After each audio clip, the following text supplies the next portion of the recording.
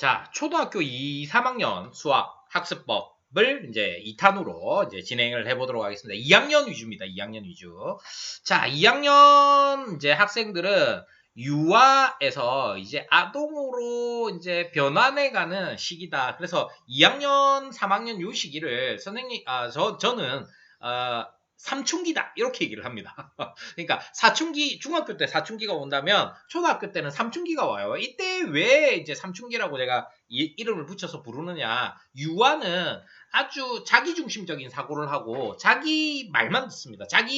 그러니까 1대1 커뮤니케이션에 익숙하죠. 그래서 옆에 붙어서 가르쳐 주는 게 좋은 시기가 유아라고 할 수 있고, 아동이 되면 일제는 1대 다, 그러니까 선생님이 한 명 앞에 있고 뒤에 여러 명이 이제 뭐 10명, 20명이 앉아가지고 선생님 이야기를 집중하는 요런 수업 스타일에 익숙해 가야 되고, 친구들이라는 또래 집단을 이제 만나게 되는 거죠. 그래서 친구를 사귀게 되고, 요런 것들이 이제 조금 이제 익숙해지고 집단 활동이 익숙해져야 되는 시기입니다. 그래서 그 성향적으로는 아이들이 이제 삼춘기에서 그러니까 아이들이 심적으로 약간 혼란을 겪는 요런 시기라서 아이들이 그 심내적으로 조금 어려워할 수는 있습니다. 그렇지만 이제 학습적으로 만약에 보자면 초등학교 2학년은 이제 초등 계산의 기초를 이제 잡는 장면이죠. 왜냐하면 여기 초등학교 2학년이 구구단을 완벽하게 외워 주어야 됩니다. 이게 이제 제일 이제 중요한 이제 목적이고요.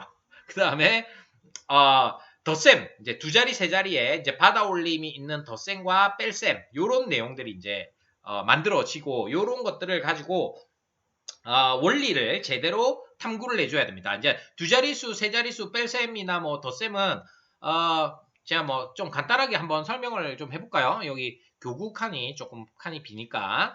뭐 예를 들어서, 127 더하기 뭐 93, 요렇게 한다면, 뭐 94 받아올림이 있는 요렇게 이제 만약에 한다면 덧셈이라고 하는 것은 하나가 줄어들면 다른 하나는 늘어날 수 있는 구조예요. 그래서 이게 94니까 100으로 만들어주면 계산하기가 편하겠어. 그러면 6을 여기다 주는 거죠. 그래서 120 얼마입니까?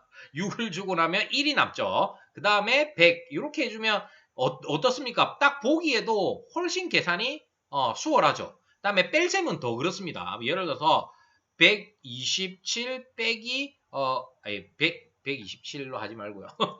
왜냐면 뒤 1자리까지 받아들이 더 어려운 문제를 만들려고 그래요. 100한 32 빼기 87 뭐 이 정도 할까요? 자, 요거는 차이는 있잖아요. 뺄셈은 덧셈은 하나를 빼면 하나를 다른 쪽에 주는 이제 방식이라면, 뺄셈은 하나를 더해주면 여기도 더해야지 차이가 똑같아져요. 그러니까 나이 차이랑 생각을 해보면 돼요. 형이랑 동생이 나이 차이가 4살이 난다. 10년이 지나도 4살, 100년이 지나도 4살 똑같이 먹기 때문이죠. 그래서 요거는 어떻게 해주냐, 덧셈을 이용하는 거예요. 여기다가 13을 더해주고 여기다가도 13을 더해줘요.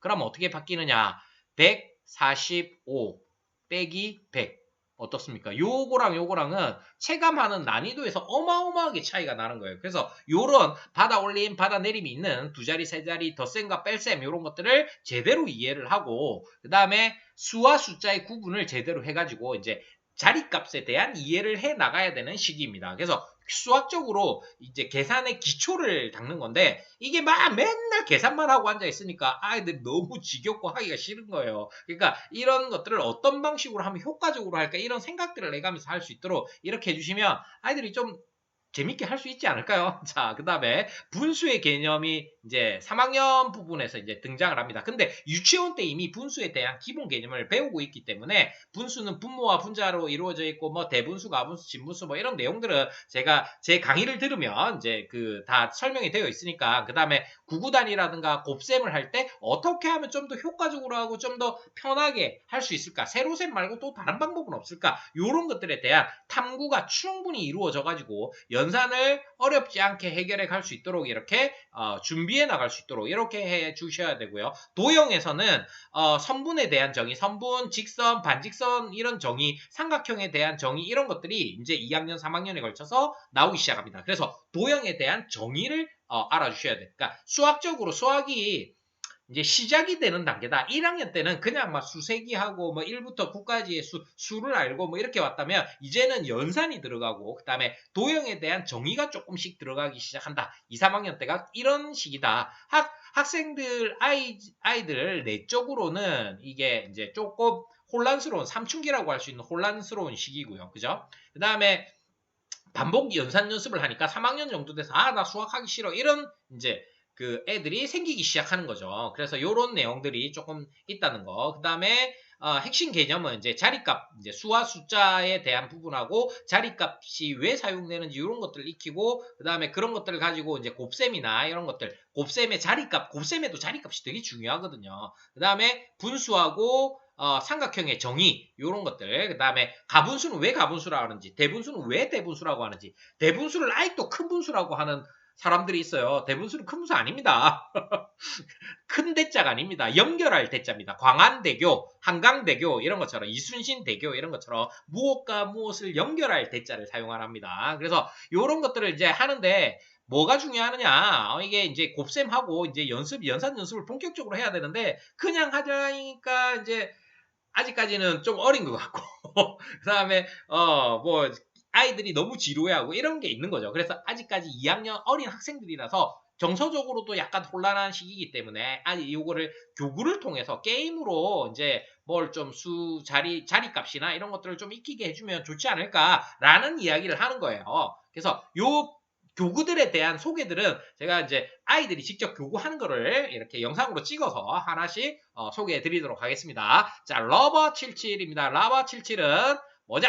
러버77은 두 자리 덧셈을 연습하는 거예요. 한 자리 덧셈도 있고 두 자리 덧셈도 있고. 그러니까 77보다 더 큰 수를 말하면 아웃 되는 거예요. 이게 생명이 하나가 날아가요. 생명이 세 개가 있거든요. 그래서 뭐 예를 들어서 11, 22, 33 뭐 이런 게 있는데 그 11을 바로 말하면 또 바로 목숨이 날아갑니다. 그러니까 기억도 해야 되고 룰을 익숙하게 다뤄야 되는 거죠. 그래서 3이 먼저 있다. 그러면 11을 더하면 14. 그 다음에 21을 더해야 된다. 그러면 36 이런 식으로 덧셈을 계속하면서 77보다는 커지면 안 되는 규칙을 가지고 있는 거예요. 그래서 아이들 이거 해보면 알겠지만 굉장히 좋아하고 2명부터 할 수 있습니다. 그래서 그러니까 학생들이 그러니까 많지 않다. 그러니까 내 아이들을 많이 모으기가 힘들다. 그러면 이런 거 하면 되겠고요. 그 다음에 제 책에도 나와 있지만 주사위 던져서 식 만들기 뭐 게임 하는 겁니다. 이거 뭐 제가 한번 주사위를 1부터 그러니까 60까지 주사위 10개를 가지고 그러니까 쌓기나무죠. 쌓기나무 10개에다가 1부터 60까지 수를 막 쓰고 난 다음에 드르륵 올려가지고 이 식을 만들기를 하니까 식이 안 만들어지는 경우가 없는 거예요. 이게 이렇게 되려면 1, 2, 3, 4, 5, 6은 한 주사위에 넣고요. 그 다음에 작은 수 넣고 그 다음에 큰 수는 큰 수대로 막 섞어서 막 넣는 거예요. 그래서 이렇게 해보면 간단하게 한번 해볼까요? 이거 막 처음 제가 이거 던졌을 때 나온 건데 이거 쉽지는 않아서 자 일단 뭐 32, 60 이렇게 수를 대략 보고요. 47이나 48 큰 수를 뭔가를 더해가지고 만드는 게 좋겠죠. 그러면 여기 요거 두 개를 더하면 13이네요. 그 다음에 요거 두 개를 더하면 27이고, 그 다음에 요렇게 더하면 31이고, 뭐 이런 식으로 이제 조를 하나씩 만들어 가는 거예요. 요거 두 개를 더하면, 42고요. 뭐 이런 식으로. 그래서 하나하나씩 이렇게 해보면 이게 답이 금방 나와요.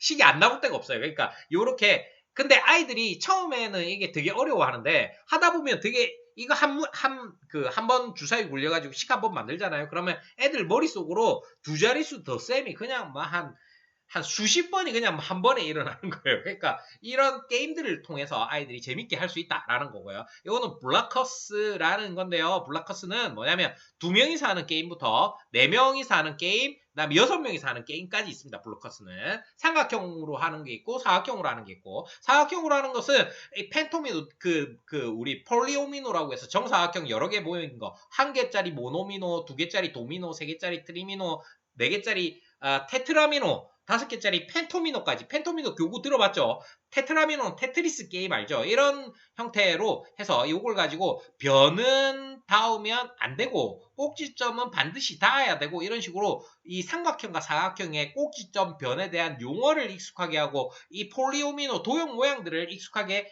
다룰 수 있는 도형에 대한 교구다. 그 다음에 라비린스는 미로 이제 보물을 찾기를 하는 건데 이 카드를 막 밀어 넣어가면서 길을 찾는 거예요. 이게 전 세계에서 이 보드게임 중에서 가장 많이 팔린 보드게임입니다. 보드게임 엄청나게 많잖아요. 종류가 수백, 수천 가지가 있는, 수천, 수만 가지가 있는데 그 중에서 가장 많이 팔린 가장 히트작인 라비린스입니다. 라비린스 시리즈가 1, 2 뭐 이렇게 막 있는데 어찌됐건 요거는 그 도형에 대한 공간 지각력 이렇게 조각을 돌렸을 때 어떻게 되고 밀었을 때 어떻게 되고 밀기, 돌리기, 회전하기 뭐 이런 것들에 대한 미리 예습이나 뭐 이런 것들을 알 수 있게 감각을 키워주는 교구로서 굉장히 유용합니다. 이런 교구들 아이들 사용하는 거 영상 찍어서 제가 하나씩 올리도록 하겠습니다. 이거 다 올리려면 한 2, 3년이 있어야 되겠죠. 자, 아무튼 오늘 잘 들어주셔서 감사하고 2, 3학년 학생들 어머님들 계시면 학생들이 이런 삼춘기 시절이니까 조금 감안해서 이제 봐주시면 좋겠습니다. 자, 안녕. 다음에 또 뵐게요.